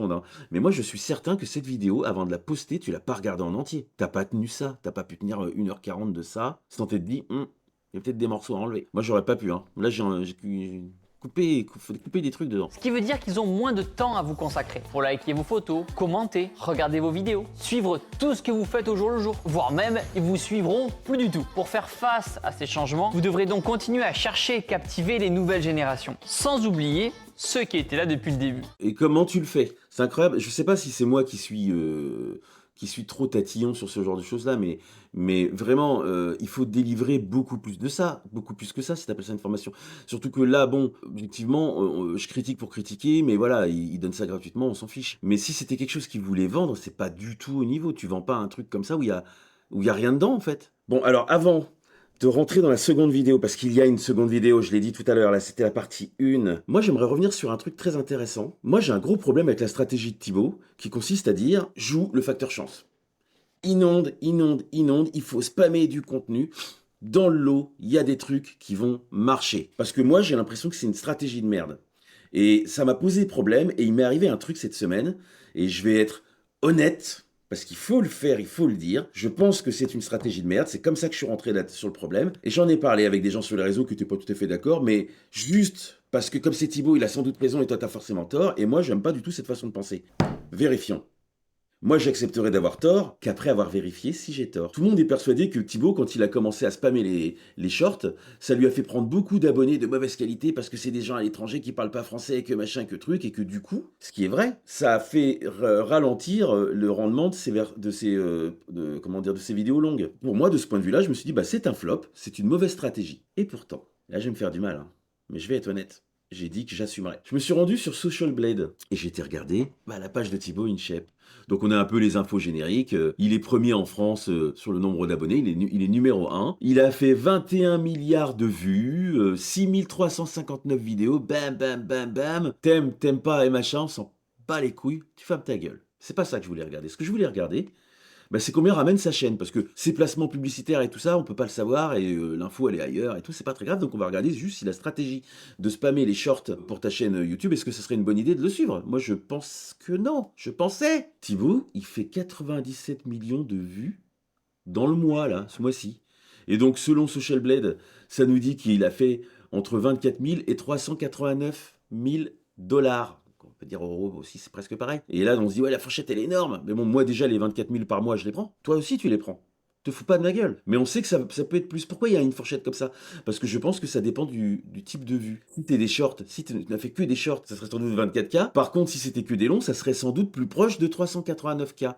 Et comme lui, il a fait les deux, et il l'a dit tout à l'heure dans la vidéo. Je crois que si je dis pas de bêtises, c'était aux alentours de 50 000 euros par mois. Il rentre quand même 50 000 euros par mois. Et donc, du coup, de ce point de vue-là, sa stratégie, en fait, tu fermes ta gueule. Pourquoi tu fermes ta gueule? Eh ben, je vais te montrer pourquoi tu fermes ta gueule. Parce qu'on a toujours dit, on a toujours dit, non, c'est pas toi le number one, c'est Squeezie. Eh ben, on va regarder. Donc Squeezie, il est bien marqué second là-dedans. Et quand on regarde, il fait 58 millions de vues dans le mois. Et on lui prédit entre 14 000 et 232 000 €. C'est moins. Donc d'un point de vue strictement YouTube, Thibaut est bien le number one, fermez bien vos gueules. Je m'excuse de l'avoir remis en cause là-dessus, parce que les chiffres ils parlent d'eux-mêmes et ils sont vérifiables. Par contre, je maintiens que cette vidéo, c'est pas comme ça qu'il fallait la faire, et on va regarder la deuxième partie pour voir si tu fais mieux maintenant. Allez, chaud patate, chaud cacao, là. Allez, t'as pas peur. Comment trouver des idées de contenu à poster sur les réseaux? Quel réseau choisir? Quel matériel pour débuter? Comment craquer l'algorithme? Oui, Thibaut. On va parler statistiques. Comment gagner de l'argent avec la création de contenu? Je vais donc vous dévoiler. Là, s'il tient cette promesse-là, c'est ça la formation. Mais c'était quoi les 1h40 avant, là? On va voir, parce que je m'enflamme pas. Vous n'avez aucune idée de ce que vous allez publier. Une vidéo? Voilà, on prend la base. Pour dire quoi? On appelle ça le fameux syndrome de la page blanche. Ça existe dans Putain, tous la les milieux vache. artistiques, Mais c'est et ça qu'on notamment veut. aussi celui de la création de contenu. Et pour parer à cela, je vous conseille simplement. Là, ça commence déjà beaucoup mieux que l'autre parce qu'on a l'impression qu'on va rentrer dedans. Voilà, bah oui. Avant de commencer à m'expliquer le truc avec les agents et tout ça et machin, explique-moi comment je crée du contenu, putain. Sinon, ça va jamais arriver, le truc de l'agent. Jamais. Donc je vais vous montrer comment moi je fais pour trouver des idées. Ça, c'est plus Alors, récent, on est C'est d'accord. simple, je vais sur YouTube, tac. Putain, Et la vache. La thématique, moi, c'est le sport. Vas-y, Ok, c'est bon, je vais ça. taper, par exemple, abdos. Ok. La première Et bah vidéo, voilà. c'est moi, c'est le référencement. La deuxième vidéo, j'appuie ensuite sur filtre, nombre de vues. Et là, il fait des choses activables. Il dit, voilà comment tu fais pour trouver un sujet. Fais comme moi. Et il nous montre. Et comme ça, là, t'as juste à copier, tu peux tout de suite faire ce qu'il fait. Et même là, dans la forme, là, on commence à être vraiment dans une formation. Donc déjà, l'intro, pour le coup, elle est moins mensongère que dans la première vidéo. Là, on y est. Ok. Attention, cette astuce là que je viens de vous donner, c'est parce que c'est vous. Hein. Personne la connaît. Mec, tout le monde la connaît. Je te remets le truc tout de suite. Tout le monde fait ça, je suis le premier à le faire, et j'appelle ça faire de l'espionnage industriel. D'ailleurs, je vais même rajouter un truc que t'as pas dit, c'est qu'au lieu de taper tout de suite dans celles qui ont fait le plus de vues, de regarder et tout ça, je vais surtout regarder de quand datent les vidéos, parce qu'un truc qui a 5 ou 6 ans, ça sert à rien. C'est plus les mêmes règles que maintenant. Si tu fais un truc à la mode d'il y a 5 ou 6 ans, ça risque de flopper. Mais je vais regarder des trucs un peu plus récents, et je vais regarder si des chaînes plus petites ont fait un nombre de vues plus important que le nombre d'abonnés qu'elles ont. Ça veut dire que là, il y a un truc. Il y a un truc et dans la façon de créer le titre, et dans la miniature, et dans le sujet. C'est pas un secret ce que tu dis, mais c'est un truc intéressant qu'un débutant connaît pas forcément. C'est vrai. Donc vous pouvez faire une vidéo. Putain, c'est 1000 sur fois les mieux. abdos en vous inspirant de ce titre-là. Chris Herea, autre youtubeur calisthenics fitness. Alors là, je le dis d'avance parce que je suis certain qu'il va pas le dire.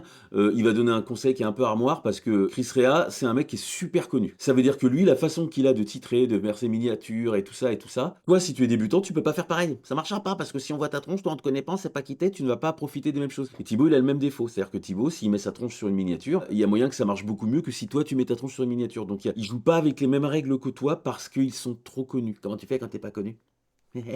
Faut trouver un angle inédit, chérie. Faut trouver un angle inédit. Vous allez voir que cette thématique-là, je m'en suis souvent servi sur ma chaîne secondaire. Tout simplement que si ces titres-là ont fait beaucoup de vues. Et là, il y a un petit truc qui est amusant parce qu'il a son micro qui est juste là, sauf que le son, on se prend toute la salle. Très étrange, à se demander s'il n'y a pas une piste en plus, parce que souvent, quand on a un micro comme ça qu'on enregistre, on enregistre que dans une seule piste. Et du coup, il y a une deuxième piste qui est celle de la caméra. Et si la piste de la caméra n'a pas été gardée, que c'est pour ça qu'on a toute la reverb de la pièce. Abdos en 2 semaines, abdos en 35 jours. Avoir des abdos définis, voilà, faire attention. Bon, il y a plein de plops dans le son. Hein. C'est vraiment ça, c'est un truc, c'est caractéristique. Hein. C'est coupé par une IA. Il y a que des cuts comme ça et personne n'est repassé derrière mettre des petits fondus, cleaner, machin truc et tout ça. Je suis désolé de le dire, mais je trouve que c'est un peu cavalier.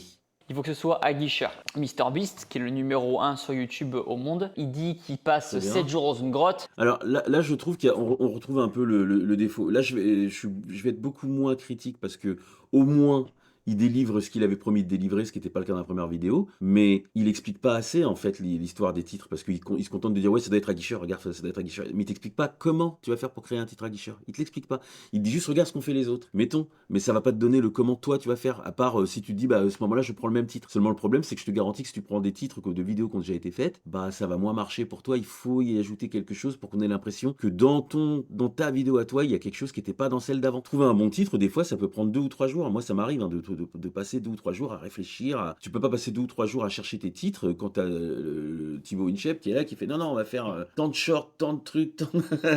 Donc forcément, tu lèves le pied sur certaines choses parce que le volume fait le travail à ta place. C'est ce que je disais tout à l'heure, c'est une autre méthode. On a vérifié, ça marche. Donc je critique pas la méthode, mais c'est pas comme ça que tu vas faire au début quand tu vas commencer. Là, du coup, c'est une vidéo motivation. Là, c'est un exercice full body à la maison. Donc, vous allez voir. Mais on a comment compris, les hein, en muscles. fait. En fait, il faudrait que tu passes moins de temps à nous montrer, bon, bah, il y a ça, parce que c'est important de le montrer, bon, mais on a compris très très vite, et que mais après, tu passes dans de l'analyse un peu plus fine, et que tu rentres un peu dans le truc, de nous expliquer comment on crée un titre, comment on crée une miniature, et comment on les fait interagir l'un avec l'autre pour que ça provoque le clic. Faut que tu pousses jusque-là, t'es le premier youtubeur de France. Hein? Comment ça se fait que moi j'ai l'air de me connaître un peu plus que toi? Ah, parce que toi tu fais du volume, ok, j'ai compris et ça marche. Je respecte. Donc, vous tapez immobilier. Tac, nombre de vues. Qu'est-ce qui fait des vues dans l'immobilier? Vie d'une maison flottante à Dubaï. Donc là, faire visiter des maisons. Par exemple, si vous êtes une agence immobilière, présentez vos biens en vidéo. Le pire stagiaire, c'est moi qui ai monté les premiers épisodes de ça. À l'époque, c'était pas en direct pour la chaîne de Greg Guillotin, c'était pour la com interne d'Orange, le pire stagiaire. Même si vous allez voir sur sa chaîne, il a marqué que c'est lui qui les a montés avec son pote, je sais pas quoi. C'est pas vrai, c'est moi qui les ai montés. Les cambrioleurs ont des droits, attention. Là, Youssouf, jeune roi de l'immobilier en Côte d'Ivoire, faites des vidéos sur des histoires des gens qui ont eu des succès dans l'immobilier. Ouais, mais là, au final, à force de tout égrener, il donne plus aucun conseil. C'est faites ci, faites ça, faites tout, faites n'importe quoi, trouvez des idées. Part d'un exemple. Dis, mettons que tu es dans telle niche et que tu cherches des titres et des miniatures. Parce que quand on dit chercher des idées de vidéos, c'est avant toute chose chercher un titre. Comme tu arrives dans un marché ultra concurrentiel où il y a déjà énormément de gens, si tu veux avoir des vidéos qui explosent, si tu veux te démarquer, il faut que tu trouves ta spécificité. Tu vas pas tout révolutionner. Une vidéo de jardinage, ça reste une vidéo de jardinage. Mais toi, tu peux avoir une spécificité. Genre par exemple, si tu es gaucher. Comment tailler une haie quand on est gaucher alors que le matos, il est fait pour les droitiers. Voilà, t'as un truc spécifique et ça va parler à des gens. Et tu vas réussir à te trouver un secteur dans ce segment, un segment dans ce secteur. Mais de toute façon, t'as compris ce que je voulais dire, arrête de me faire répéter. Vlog, dans ma journée de vie de coiffeur, histoire et culture, l'histoire de la coiffure, FAQ, DIY, do it yourself. Trouve-moi des idées sur l'immobilier. Conseils d'achat, comment acheter sa première maison, les erreurs courantes à éviter, comment bien négocier. Et en plus, je rajoute un truc qui est très bizarre et je viens juste de le percuter, c'est qu'il nous a parlé de tout plein de niches, appelons ça, j'aime pas moi le mot niche, mais on va l'utiliser. Le jardinage, le bricolage, l'immobilier, c'est que des niches à papa, mais son audience, c'est des gamins. Tu leur as parlé de absolument aucune niche qui les intéresse. Pourquoi t'as pas parlé directement du gaming? Ouais, mais ton truc c'est le gaming. Voilà, moi regarde comment on fait dans le gaming. Ton truc c'est le storytelling. Regarde comment on fait dans le storytelling. Pourquoi t'as pas parlé des niches qui intéressent les gens de ton audience? Parce que c'est eux qui vont tomber sur ton truc en premier. C'est un choix stratégique étrange. C'est bizarre. À vous de tester et de faire votre propre expérience. Et retenez bien cette phrase. Faites de votre différence une force. Ça c'est vrai. Pour le coup, il y a très peu, je pense, de conseils où j'ai dit ça c'est un mauvais conseil. Ça m'est arrivé, mais il y en a très peu. Il y a beaucoup de choses qui sont très très vraies, très très justes et avec lesquelles je suis complètement d'accord. On est entré en résonance. Là. Mais ça, attarde-toi dessus et exprime-le parce que c'est exactement la chose que j'ai dit tout à l'heure en fait. Fais de ta différence une force. Tu es gaucher. Le jardinage pour les gauchers. Fais de ta différence une force. Il y a plein de gens qui vont faire des parties de gaming sur Twitch et qui vont découper, qui vont mettre sur YouTube et tout ça. Pour quelle raison ça ferait des vues? Pour quelle raison ça marcherait? Qu'est-ce que tu apportes dedans pour que ça marche? Parce que moi, je suis pas gamer, mais je me doute bien que moi, si je me mettais à faire du gaming, remarque peut-être pour voir un mec de presque 50 ans qui se remet au gaming, ça pourrait marcher, ça ferait une spécificité.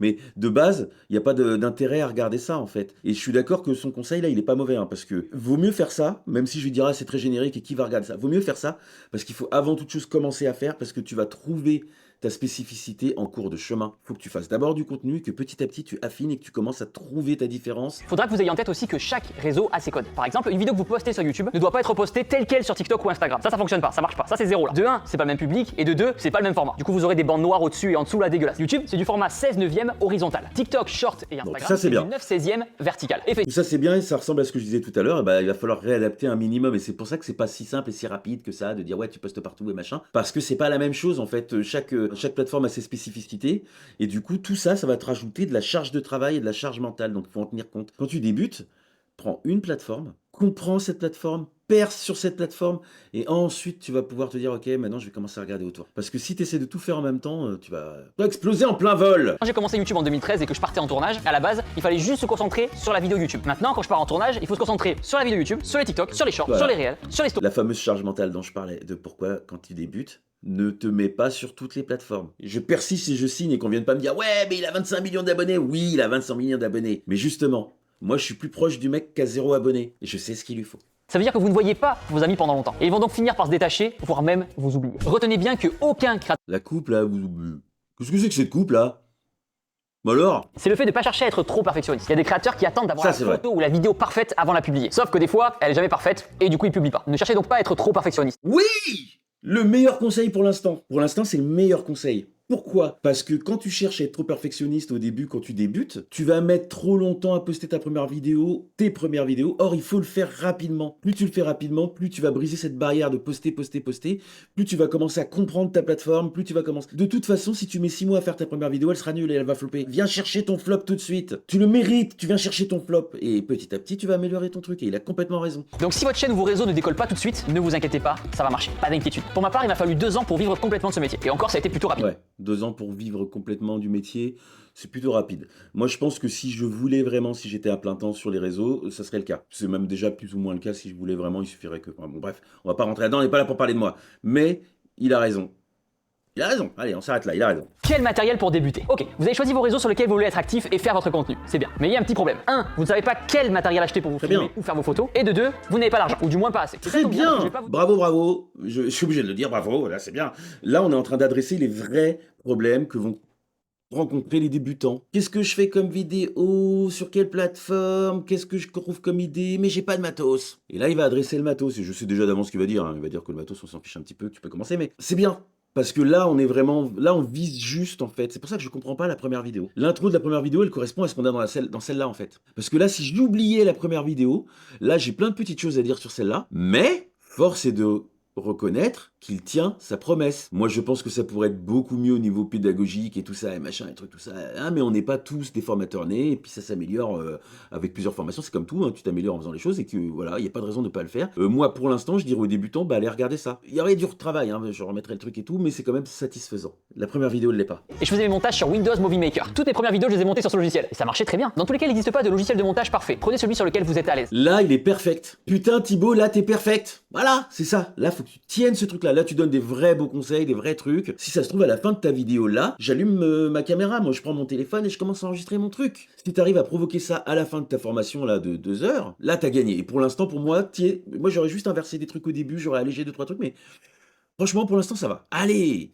Thibaut, toi, tu peux y arriver. Pour ce qui est de la lumière, soit vous faites comme moi quand j'ai commencé la vidéo, c'est-à-dire que je me mettais face à ma fenêtre, la lumière du jour elle est magnifique, mais faut pas filmer très longtemps sinon après le soleil il tourne, soit vous achetez des softbox sur Amazon, franchement pour des débutants c'est vous en top. prenez 2. Vous en placez une devant, une derrière en backlight, et ça suffira largement. Moi pour filmer actuellement la vidéo, j'ai une lumière juste ici, une lumière juste là, et c'est tout. Mais alors on va se demander un truc quand même, parce que là, je commence à être un petit peu emballé, finalement je pensais que j'allais sombrer, mais en fait je suis quand même assez content de ce que je vois, je suis rassuré, parce que je suis rassuré, j'avais besoin d'être rassuré. La promesse elle est bien remplie, parce que de toute façon clairement il s'adresse aux débutants, donc là pour un débutant déjà se bouffer tout ça comme connaissance et tout ça, c'est à son niveau, c'est bien calibré, il va calmer tous les arnaqueurs, tous ceux qui ont des formations vides. Prenez ça les gars.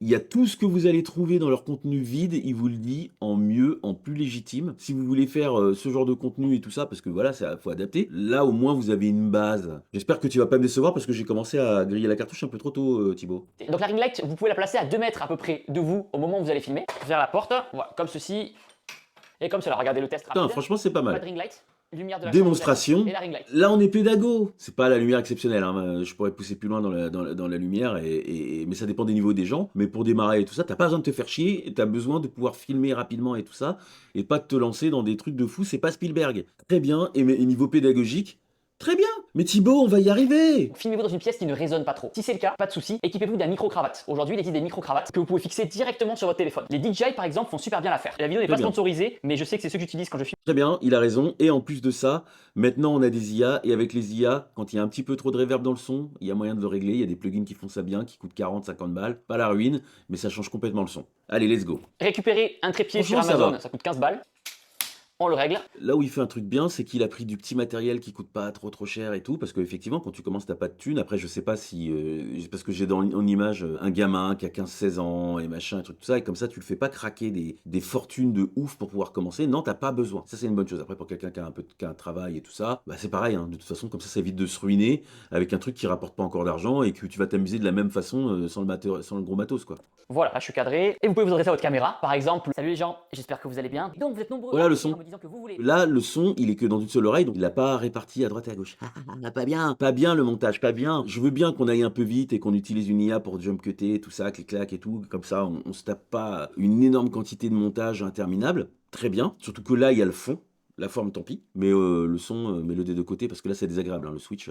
Retenez bien ce qui est important sur les Le son, réseaux c'est en le plus général, important. c'est que le son sera toujours plus important que l'image. Si vous avez un mauvais son, vous allez quitter rapidement la vidéo. À l'inverse d'une vidéo où l'image elle est dégueulasse, mais le son est propre. Voilà, donc là vous faites vos petits réglages. Et si vous souhaitez filmer pour les réseaux où il faut un contenu vertical, rien de plus simple, vous gardez votre trépied, levez. Voilà, on va venir pencher. Ah, vous avez vu, on va venir pencher l'appareil photo. Mais bon, après, Serre. ça, ils vont y arriver. T'as pas besoin de t'attarder trop On là-dessus. vient faire. Il y a des trucs dans lesquels ils rentrent pas dans les détails alors que ça serait intéressant et important. Et puis sur des trucs basiques, genre comment se servir d'un trépied. Écoute, mec, tout le monde va comprendre, c'est penser un trépied pour que t'aies pas besoin du mode d'emploi. C'est pensé pour ça. Donc tout le monde sait qu'il suffit de tourner le truc et tu penches et tout. Tout le monde y arrive. Hein. La première caméra que j'ai achetée, moi, m'a coûté 90 €. Le plus important, c'est ce que vous allez dire et pas le matériel qui vous filme. On se voit donc dans un prochain module. À très vite. Très bien. Et là, on va rentrer dans le montage. Écoute, Thibaut, si tu commences à faire des tutos de montage, tu rentres sur mon terrain. Je vais donc être extrêmement critique sur ce que tu vas dire. C'est pas ton jour de chance, hein. Ah non. Si vous êtes sur iPhone ou Android, vous pouvez utiliser le logiciel CapCut. Si vous êtes sur Mac, vous pouvez utiliser des logiciels comme iMovie, qui est gratuit, Final Cut ou CapCut aussi. Moi, je suis pas sur PC, mais beaucoup utilisent Et DaVinci. Adobe Premiere Pro. Dans tous les cas, vous allez voir que même si ce n'est Et DaVinci, Thibaut, DaVinci. Pourquoi DaVinci? Parce que DaVinci gratuit est aussi complet que Final Cut et Premiere, il est même plus complet que ces deux-là, et gratuit. Bon logiciel pro avec tout, ce qui fait que du coup, si tu apprends directement dessus, quand tu commenceras à avoir des nouvelles envies, tu as déjà le logiciel qui permet de le faire. Et après, il y a la version payante, elle coûte 250 ou 300 balles. Et donc, du coup, un jour, si tu veux te l'acheter, tu peux, mais tu peux rester en version gratuite à vie. Et c'est un meilleur logiciel que CapCut et tout ça et machin. Voilà. Et tu as complètement oublié DaVinci. Donc voilà, je me retrouve à défendre DaVinci. Donc on va prendre la vidéo que j'ai filmée tout à l'heure, on va la airdrop sur son MacBook Et il Pro. fait la démonstration avec le Utilisez truc. bien sûr un autre système de partage de fichiers si Tu es en train de faire tout ce que je te disais de faire. C'est comme si tu avais vu ma vidéo avant que je la poste, Thibaut. Final Cut Pro. Comment ça se passe alors? Première étape. Bon, là, du coup, tuto Final Cut Pro. Vous allez créer T'as de la chance, hein. Je sais pas l'utiliser. Parce que comme je pense pas qu'on va rentrer dans du montage fin, que tu vas aller très basique, voilà comment on coupe, comment on fait les trucs et tout ça, je vais pas avoir grand chose à redire puisque tu connais ton logiciel. On va l'appeler par exemple test vidéo. Vous pouvez la mettre où vous voulez. Téléchargement. Non, non, pas où vous voulez. Rangez bien vos médias, rangez bien les choses. Non, Thibaut, non. On travaille pas de façon désorganisée. On est carré. Commande B pour couper et pour revenir en arrière, commande Z. Je pense que c'est CTRL B, CTRL Z sur PC. Pour zoomer, Là, tu viens de faire la blague du siècle, Thibaut. T'es sur Final Cut et tu nous expliques qu'on fait commande B, commande Z. Et après, tu fais par contre, je pense que sur PC, c'est commande B, commande Z. Comment te dire au sujet de Final Cut version PC? Comment on va t'expliquer ça sans te heurter? voilà, là il y a un petit blanc. Donc on va venir placer notre curseur à ce niveau-là, commande B. Je suis obligé d'admettre, hein, il fait mieux le taf que tellement de Golio que j'ai vu. Oh là là, putain, ça fait du bien. Et franchement, bravo, parce qu'il l'offre gratuitement, comme ça, moi, pour les petits jeunes et tout, c'est bien. Mais alors, je me pose une question. Parce que tout à l'heure, il y a des plops que je ressentais au son, puis il y en a toujours, j'ai dû m'habituer, mais j'avais mis ça sur le fait qu'il avait utilisé une IA qui supprimer les silences, parce que maintenant, tout ce qu'il est en train de faire à la main, on peut le faire en 2 clics. Il y a des IA qui suppriment les silences. Mais seulement, elles sont pas perfectes, et elles font des petites erreurs, et tu te retrouves à avoir des trucs trop serrés, machin. Mais en fait, si c'est fait à la main, ça veut dire que c'est vraiment un problème de perfectionnisme. Or, le montage, il faut être perfectionniste un minimum, surtout sur le son, puisque comme on l'a déjà dit, le son, c'est le plus important. Donc voilà, l'idée c'est d'être après assez fluide dans la transition. Vous pouvez aussi regarder un petit curseur là, pour pas qu'il y ait des pocs, pour que ce soit plus audible. Mais alors, pourquoi vous l'avez pas fait? Parce qu'il est plop là. Mais il y en a plein dans ta vidéo, dans ta formation là. Voilà. Donc on a notre vidéo YouTube. Et c'est marrant parce que j'avais pas fait gaffe, mais on voit bien, quand on le voit manipuler, on sent les heures de montage en fait au final, parce que là il fait un truc assez simple et tout, mais crédible, c'est bien. Je valide le tuto de montage de Thibaut InShape, je le valide. Là j'ai l'impression que c'est un gars normal, qui est en train de t'expliquer le truc pour de vrai et tout, il est plus en train de faire des caisses là, à surjouer la vidéo. Non, il t'a dit qu'il allait te faire une formation, il fait la formation. Il est focus, ça part pas dans toutes les directions. C'est peut-être ça que tu aurais dû faire dans la vie, Thibaut? Non, je rigole. Sauf que YouTube, ils sont cool. YouTube, ils ont mis à dispo Là, je suis pas d'accord. bibliothèque. On va sur YouTube, sur votre chaîne. Non, c'est nul. Bibliothèque audio. Et on va venir essayer de chercher une musique. C'est nul. Country folk. Pourquoi Voilà. pas. Par contre, je suis désolé, mais Thibaut, t'as des goûts de chiottes en musique. Je suis désolé, mais tu peux pas mettre ce genre de musique dans un montage à toi, ou alors faut vraiment qu'il y ait un décalage monumental, parce que sinon ça fait vraiment, ça le fait pas quoi. Et CTRL C, vous le mettez dans la description de votre vidéo YouTube. Donc là, ma musique, elle est dans mes téléchargements. On revient, on la place dessous la piste. Ok, ça on coupe, on peut supprimer la Je fin de suis la piste. très agréablement surpris. Enfin, putain la vache, j'arrête pas de dire du bien là. Mais qu'est-ce qui se passe? Quand il dit bah regarde comment je fais du montage et tout, t'as pas l'impression que tu tombes devant un Kekos qui sait pas de quoi il parle. Et je vise personne. Là, il est archi crédible. Alors là, pour le coup, prenez-en de la graine, là, les Golio, là. Je vise personne. Vous téléchargez le plugin, continuez gratuitement, et une fois que vous l'avez, vous suivez la procédure pour l'installer. C'est pas obligatoire, mais c'est pratique. Et une fois que vous avez votre adjustment layer qui est là, vous pouvez coller vos effets dessus. Par exemple, on y dit un peu de netteté. J'ai rien à dire, putain, je suis en train de regarder un tuto de montage de Thibaut InShape. Je sais pas comment je me sens en fait. Là, je sais pas comment je me sens. Les mettez pas trop bas, il y a trop de gens qui mettent des textes bas et du coup c'est masqué par les photos de profil, les pseudos, etc. Et les petits conseils en plus, et les trucs, mais que se passe-t-il? Que se passe-t-il? Putain, je me fais tellement moins chier que ce que je m'attendais à me faire chier, putain, incroyable. Je regarde un tuto de Thibaut InShape.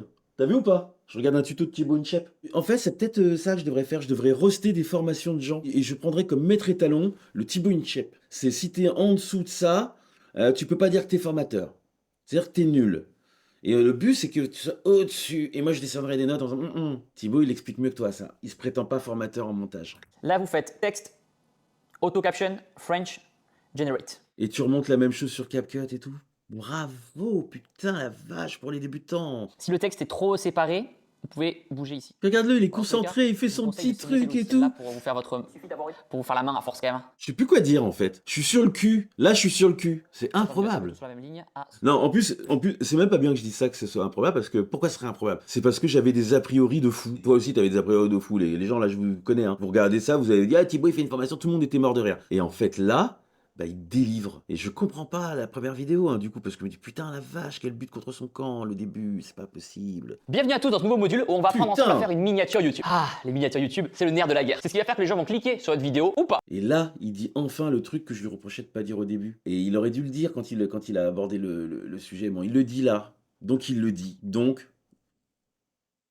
On va donc tout simplement prendre son téléphone et vous allez faire plusieurs têtes. Choqué, content, pas content. Allez, donc retardateur. par contre, c'est miniature année 2010. Hein. Et surtout, il parle pas du côté stratégique du truc. Aujourd'hui, en moyenne, ça coûte une miniature entre 30 et 200 euros. Mais je trouve ça cool, au moins au début, de se faire la main et d'essayer de se skiller un petit peu sur Photoshop. Alors, on a besoin du On a sous-estimé Thibaut InShape, les mecs. Soit vous devez avoir 4000 heures de visionnage dans l'année, ou alors 10 millions de vues avec des shorts, avec les vues shorts, dans les 90 jours. Le chiffre est énorme, mais c'est parce que les shorts, je sais de quoi je parle, parce que j'en publie énormément, c'est bien mis en avant par l'algorithme, et souvent c'est plus facile de faire 10 millions de vues en short que 4000 heures sur des vidéos format. Je ne suis pas d'accord. Parce que ça dépend vraiment, alors pour le coup, ça dépend de toi. Moi, les shorts, j'ai essayé d'en faire 2-3 fois. Bon, j'ai pas été très à fond, hein, j'avoue. Ça m'a paru infaisable. Je me dis, attends, je poste un short, il fait 500 vues, il y a marqué qu'il faut faire 10 millions. Ça pique, hein. Alors que les 4000 heures, j'ai beaucoup de vidéos qui, en une vidéo, font les 4000 heures. Donc du coup, ça dépend. Si tu fais dès que tu fais du format long, et quand je parle de format long, vraiment long, tu fais des vidéos qui font 20 minutes, une demi-heure ou des choses comme ça, tu vas te retrouver avec un watch time qui va faire grimper ce chiffre très très vite. Qu'est-ce que les gens vont taper sur YouTube, sur Google, pour que ma vidéo leur soit proposée? On est sur une vidéo abdos. Donc on va réutiliser la même stratégie que la dernière fois, vous vous souvenez, où je classais par nombre de vues. On va taper abdos. C'est marrant, parce que là, il y a un truc qu'il explique mal. C'est qu'il est en train d'optimiser pour la recherche. C'est-à-dire qu'en fait, il y a deux stratégies quand tu es sur YouTube. Soit tu optimises pour l'algo, soit tu optimises pour la recherche. La recherche, ça veut dire que tu vas faire une vidéo dont tu penses que les gens ils vont taper un truc pour tomber dessus. C'est comme si, par exemple, tu voulais faire une vidéo pour expliquer comment tu fais pour emballer les cadeaux. Tu sais qu'à l'approche des fêtes, si tu fais une vidéo comme ça, il y a des gens qui vont taper sur YouTube comment emballer les cadeaux pour apprendre le pliage du truc et boum, ils vont tomber sur toi. Par contre, quand tu fais des vidéos comme moi je fais, ou du storytelling ou des trucs comme ça, tu vises l'algo. En fait, tu vises d'être poussé par l'algo.